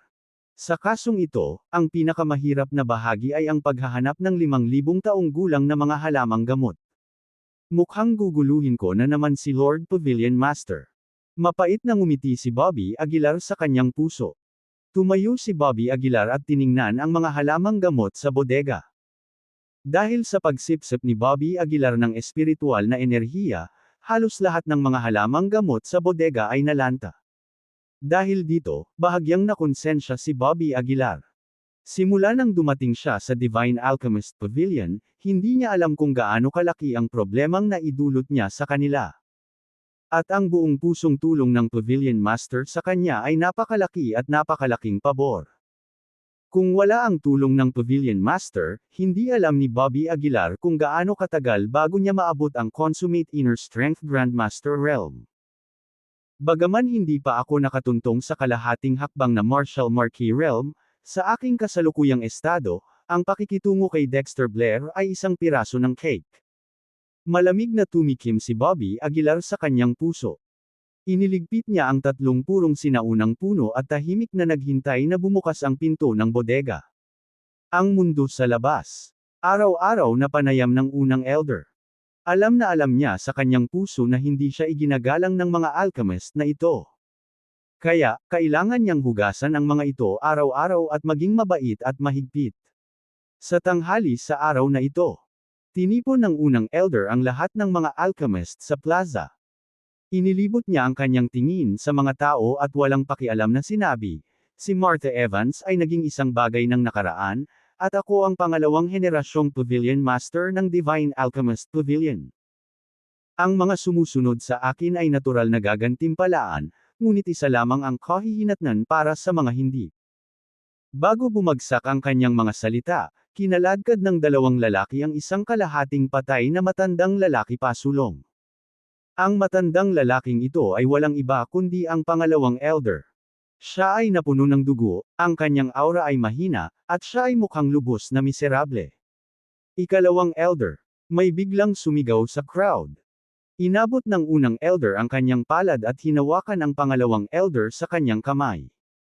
Dahil ako ang bagong Pavilion Master, ang hindi pagsunod sa akin ay isang pagtataksil sa Divine Alchemist Pavilion. Malamig na sabi ng unang elder. Wala akong tolerance sa mga traidor. Sa pamamagitan nito, hinawakan ng unang elder ang palso ng pangalawang elder at marahas na nagpapuwersa. Path! Ang napakalaking lakas ay durog sa kamay ng pangalawang elder. Sa gitna ng dugo at mga nabasag na buto, ang unang elder ay tumayo ng matangkad. Isang sigaw ng paghihirap ang umalangaw sa plaza sa mahabang panahon. Ito ang kinalabasan. Kung hindi ka pa rin natauhan, ipagpapatuloy ko ang mga patakaran. Malamig na sabi ng unang elder. Sa ibaba, ang mga mukha ng karamihan ay pangit, at walang nagsasalita. Kahit na labis nilang kinasusuklaman ng unang elder, wala silang pagpipilian. Malamig na sumangot ang unang elder, na dismiss ang pagpupulong. Pagkaalis ng unang elder, ang lahat ay nagmamadaling pumunta sa pangalawang elder. Ikalawang elder, okay ka lang ba? Bilasan mo, gumawa ka ng gamot para matigil ang pagdurugo ni second elder. Ang pangalawang elder ay nagdikit ng kanyang mga ngipin at ikanaway ang kanyang kamay.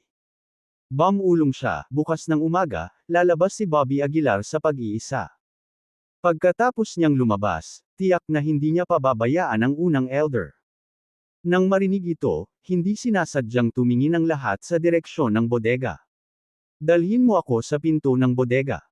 Gusto kong makitang lumabas si Bobby Aguilar gamit ang sarili kong mga mata, nahihirapang sabi ng pangalawang elder. Nang walang sinasabi pa, tinulungan ng mga tao ang pangalawang elder sa pintuan ng bodega. Sa gabi, mag-isang nakaupo ang pangalawang elder sa pintuan ng bodega. Second elder, kumusta ka na? Sa sandaling ito, lumakad ang ikalimang elder. Nang makita ang ikalimang elder, malamig nang umuso ang pangalawang elder, sa halip na pasayahin ang bagong Pavilion Master at isecure ang posisyon mo, ano ang ginagawa mo dito? Mapait na ngumiti ang ikalimang elder, ikalawang elder, hindi mo ako naiintindihan. Wala akong ibang gusto kundi ang paghiwalayin siya. Ang dahilan kung bakit ko ito ginawa ay para lamang iligtas ang buhay ng maraming alchemist. Kung aalis ang mga alchemist, ang Divine Alchemist Pavilion ay talagang mabubuwag. Nagsalubong ang mga kilay ng pangalawang elder, at sinabi niya na may bahagyang pagdududa, totoo ba ang iyong mga salita? Talagang totoo. Ang langit at lupa ang aking mga saksi. Sumagot ang ikalimang elder na may mapait na ngiti. Nang magsasalita na sana ang pangalawang elder, biglang may ingay mula sa pintuan ng bodega. Pagkatapos, nawala ang forbidden power sa pinto, at dahan-daang bumukas ang pinto. Nagbukas ng maaga. Ang pangalawang elder ay nagulat at pagkatapos ay tuwang-tuwa. Kabanata 490 is to 490, half-step martial marquee, no big deal sa lungguhit isa.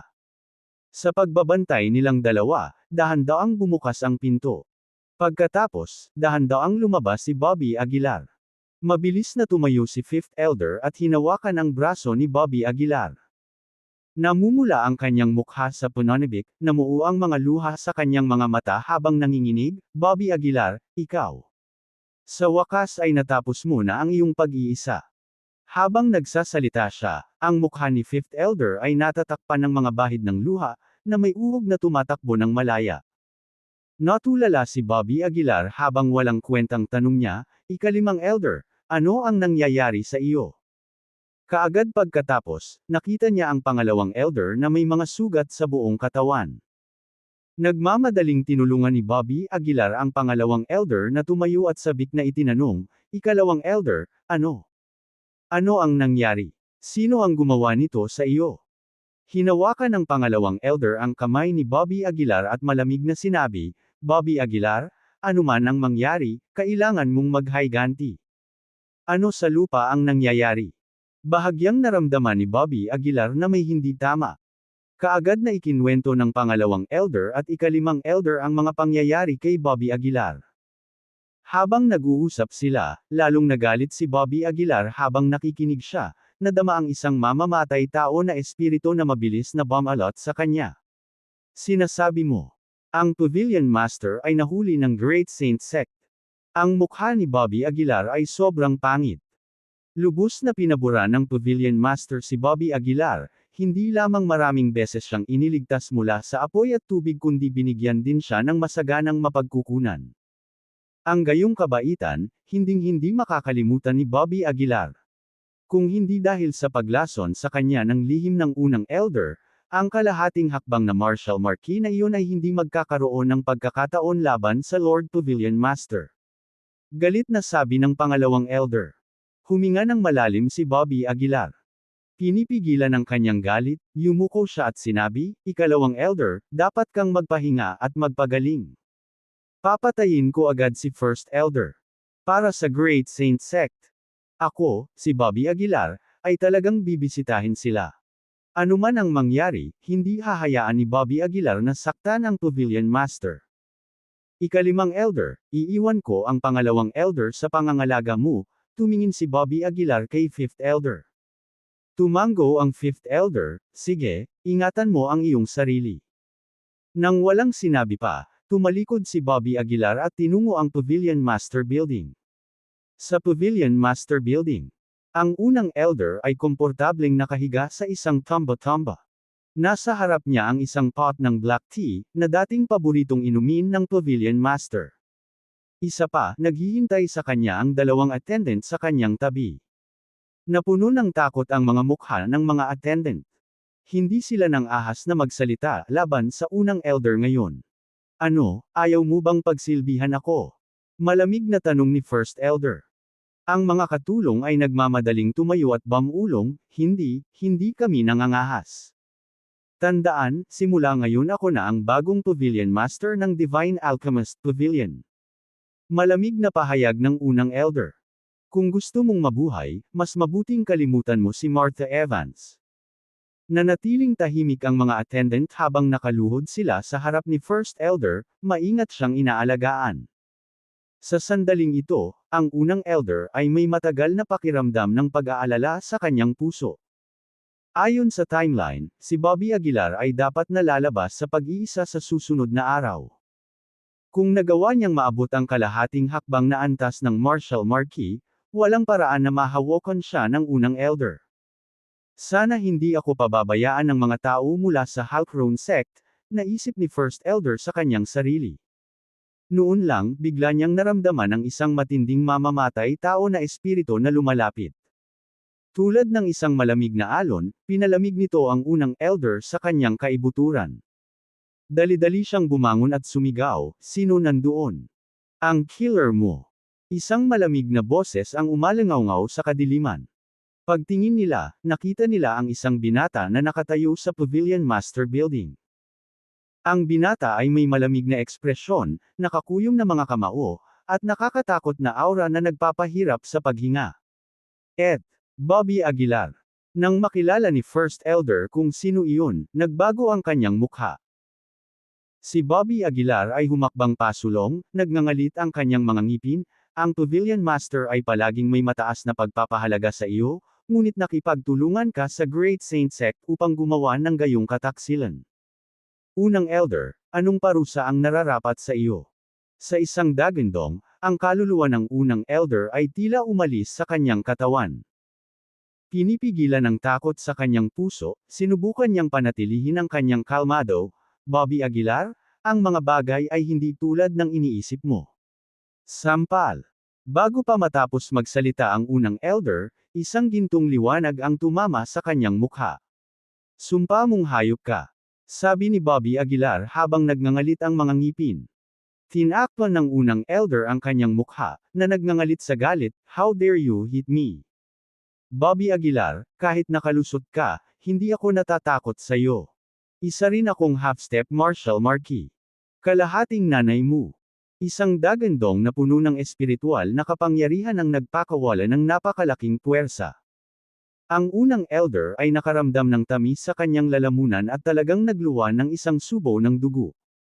Sa pamamagitan lamang ng pagsigaw, nagawa ni Bobby Aguilar na saktan ng unang elder, gaano siya kalakas. Tandaan, si First Elder ay isang tunay na half-step na martial marquee. Ikaw, naramdaman ang kapangyarihan sa loob ni Bobby Aguilar, ang mukha ni First Elder ay lalong naging hindi kaaya-aya. Para naman kay Bobby Aguilar, nanatiling malamig ang kanyang ekspresyon, at nang tumingin siya kay First Elder, para siyang nakatitig sa isang langgam. Half-step martial marquee. Ikaw lang yan, malamig na sabi ni Bobby Aguilar. Una ay dumidilim ang mukha ni Elder at tumakbo ang kanyang pag-iisip. Pagkaraan ng ilang saglit, naglagay ng bagong ekspresyon ang unang elder at ngumiti ng may katuwaan, "Bobby Aguilar, ito. Ito ay talagang hindi pagkakaunawaan. Pakinggan mo lang ako. Magpaliwanag." Napangisi si Bobby Aguilar. Bigla niyang inabot ang isang daliri, at dalawang gintong ilaw ang bumukas. Bitik. Sa isang kisap mata, ang mga tuhod ni First Elder ay agad na nabasag, at sa isang kumpas, lumuhad siya sa lupa. "Lumuhad ka bago ka magsalita." Malamig na utos ni Bobby Aguilar. Ang mukha ng unang elder ay ang epitome ng kapangitan. Bilang isang iginagalang na kalahating hakbang na martial marquee, hindi pa siya nakaranas ng gayong kahihiyan. Ang mas ikinatakot niya ay ang Bobby Aguilar na nasa tapat niya ay parang karagatan, imposibleng masukat ang kanyang tunay na lakas. "Bobby Aguilar, wala itong kinalaman sa akin. Pinilit ako ng Great Saint Sect." Ang unang elder ay nagmamadaling sinubukang ipagtanggol ang sarili. Nagalit siya sa loob, hanggat tiniis niya ang araw na ito, nang dumating ang 10 kalahating hakbang na martial marquee mula sa Halcrone Sect, maaaring magbago ang lahat. Kaya, sa ngayon, desperado si unang elder na pakalmihin si Bobby Aguilar. Ngunit paano siya mabibigyan ni Bobby Aguilar ng pagkakataon? Dahan-dahan siyang naglakad papunta sa harapan ni First Elder, malamig na sinabi, "Huwag kang mag-alala, hindi ko hahayaang mamatay ka ng ganoon kabilis. Papahirapan kita ng dahan-dahan at papaluhod sa plaza ng Divine Alchemist Pavilion sa buong buhay mo." Bobby Aguilar, huwag. Huwag maging pabigla-bigla. Tayo. Mag-usap tayo. Nalukot ang mukha ni First Elder sa gulat. Ngumisi si Bobby Aguilar, "Magsalita ka sa mama mo. Ang isang halimaw na tulad mo ay karapat-dapat na mamatay ng 10 ulit." Nang maramdaman ang layunin ng pagpatay ni Bobby Aguilar, mas naging kakilakilabot si First Elder. Kinagat niya ang kanyang mga ngipin at sumigaw, "Ako ay isang marangal na half-step na martial marquee. Bobby Aguilar, hindi ka dapat lumayo. Half-step martial marquee. So ano?" Malamig na sagot ni Bobby Aguilar. "Sa aking paningin, ikaw ay walang iba kundi isang hamak na langgam." Dahil dito, nagalit ang unang elder.